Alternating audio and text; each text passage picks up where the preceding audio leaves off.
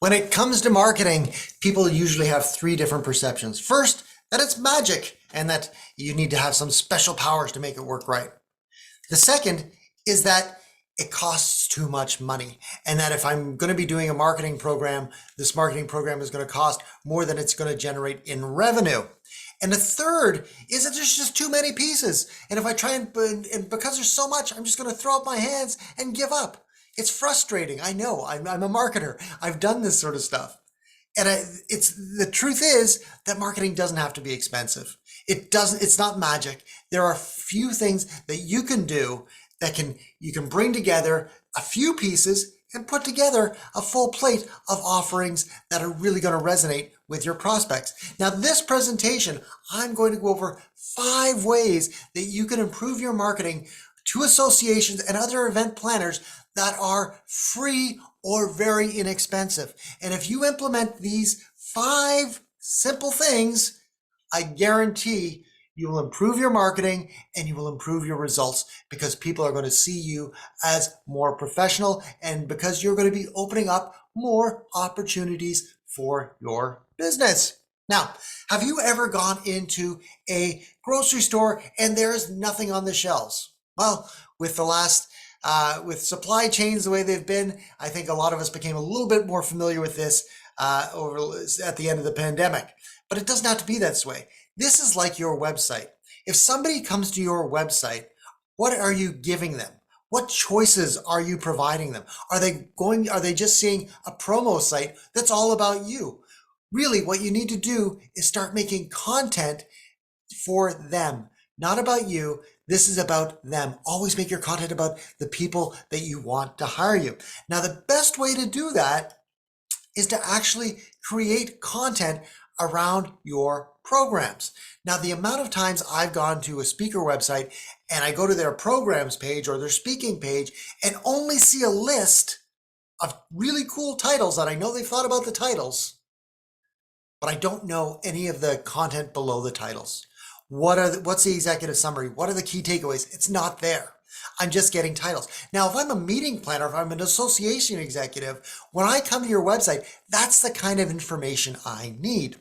Now, if you are in the association and society speakers community, the ASSC, which is sponsoring this little event, you already know that on our RFP page, or request for proposals or request for speakers page, we already have a template, and if you're not in the group, you might want to take a little screen cap of this. We have a little template of all basically the way most online RFPs are handled, the content people are looking for, and we encourage our members to have a Word document that has this stuff all written out so that they can generally just cut and paste into RFPs and make their lives a lot easier. Now, my suggestion to you is don't just keep this on a Word document.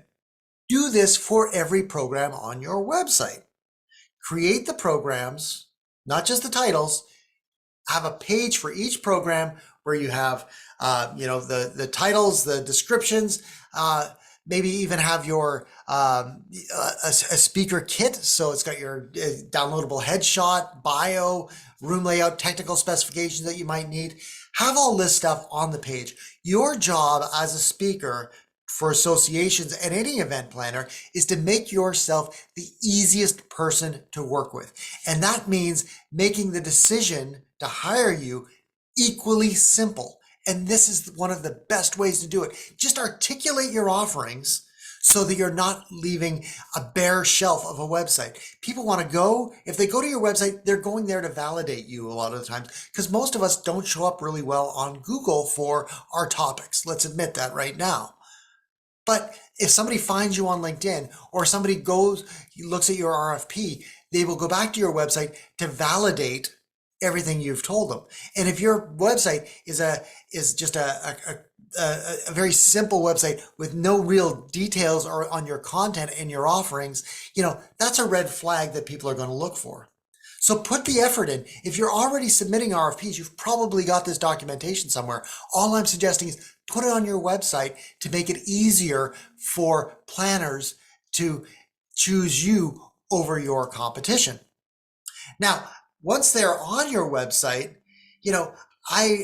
how are they going to get in contact with you? Now, a lot of people will just put like a generic form on, which is, I always consider it a speed bump. If you've got a form on your website, and the only way somebody can contact you is to to fill out a form, you are leaving money on the table. And the reason I'm saying that is because that's a speed bump to connecting with you. A lot of speakers are more afraid than the occasional spam email than they are about getting a job. They won't put their email on their website. They won't put their phone number on their website. It makes it hard for people to get in touch with you. You want to make it easy for planners to get in touch with you.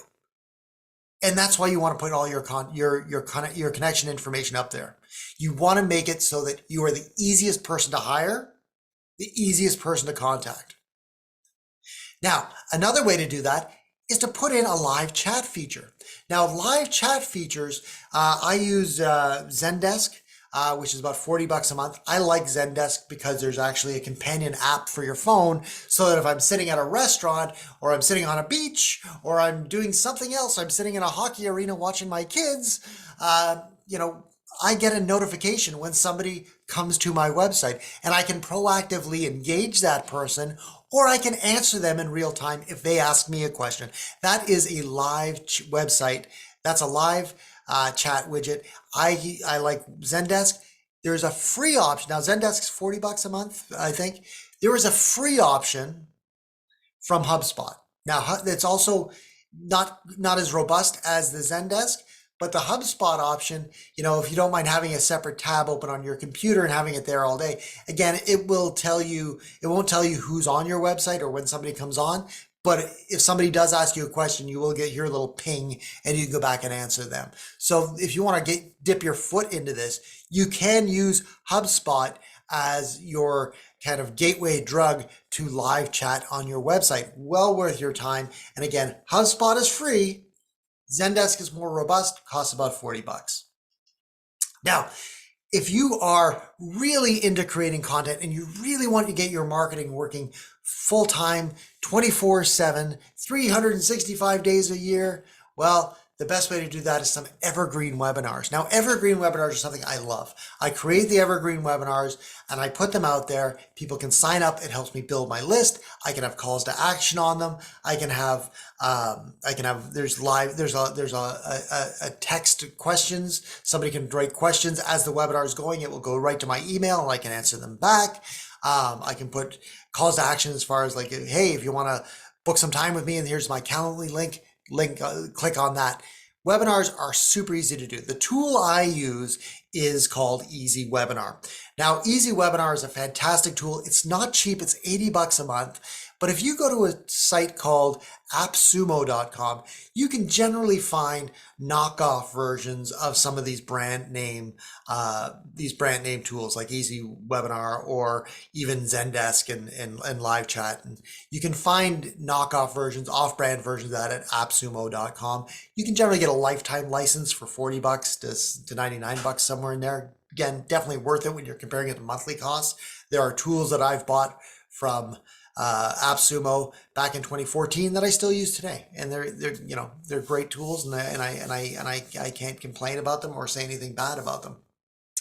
But if you're creating webinars, that is a tool again that if somebody's on your website, they can watch one of your webinars. It becomes a marketing tool, that sales conversation even before.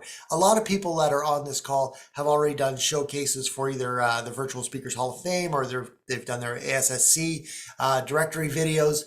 You can put those on your website as well as and put them behind the webinar format, so that you're collecting contact information before somebody can watch it if you want to do that. I enjoy this because, again, the content is up there and it's working for me all the time. It doesn't take an awful lot of effort to create a webinar. The one you're watching now, I've recorded that on Zoom. So I'm just using my slides as a virtual background and I'm talking over my slides. It seems to be working fine. This is the way you create your webinars for your Easy Webinar, and you can create them on all your topics. Think about, if we go back to our last point on creating content around your programs, you could do a webinar for each one of your programs and have it up there and make that kind of the sample that association executives and other meeting planners watch. Now, if you want to demonstrate your real literacy, think about an e-learning tool for marketing.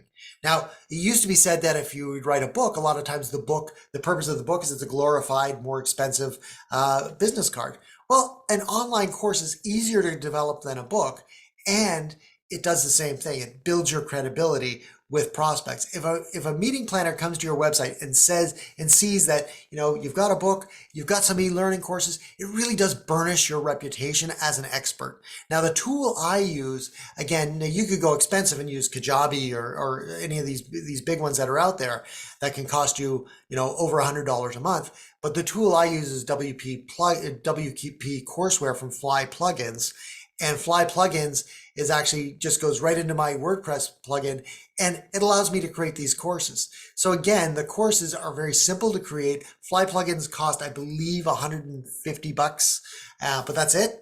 It's good. Again, if you go back to the AppSumo, you might find an off-brand version of one of these e-learning platforms. And again, it's a lifetime access for $50 or whatever, $40, whatever they're going to be charging for it. But again, the point is not to be selling these. Like, obviously, I have sold courses. I haven't sold gajillions of courses, but I've sold courses. And it's always nice when you get that little ping and PayPal that somebody's bought a course.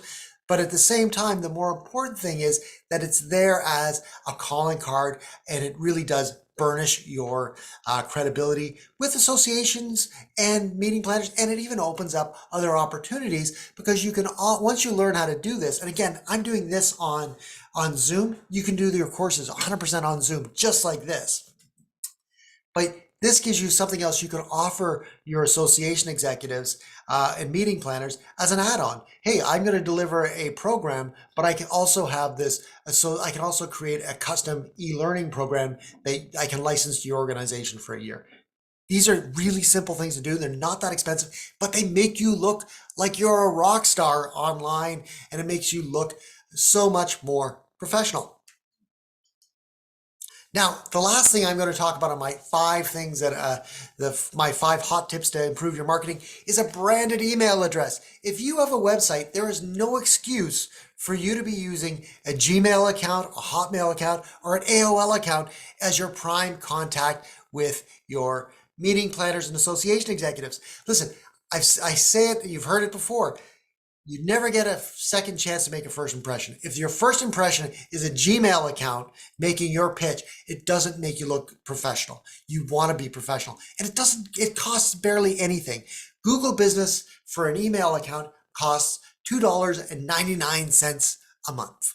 $2.99 a month. That's what it costs to get an email address that you can manage through Gmail, which I love managing my stuff through Gmail. And it really improves the deliverability of my emails, and it makes them more, they just look way more professional. If I'm sending a request for a proposal and it's coming from Aiden@shortcircuitmedia.com, that looks a lot better than coming from Crawford.aiden13@gmail.com, which is my generic Gmail account, which I guess you can all start spamming me to now. But that is the big thing with that. What we really want to do is make sure that everything you have is branded to make you look like the professional you are and burnish your credibility with potential clients. That is the biggest part. That is my presentation for this month.